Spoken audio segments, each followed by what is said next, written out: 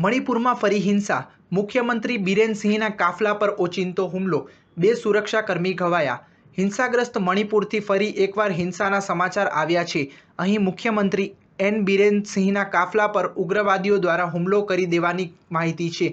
જોકે સદભાગ્યે મુખ્યમંત્રી કાફલામાં સામેલ નહોતા.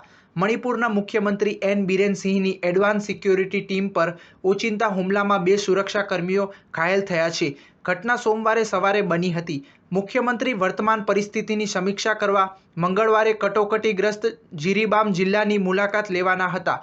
ઘટના બાદ મણિપુર પોલીસ કમાન્ડો અને આસામ રાઇફલ્સે સંયુક્ત ટીમ બનાવી હતી અને ગુનેગારોને શોધવા માટે સર્ચ ઓપરેશન હાથ ધર્યું હતું.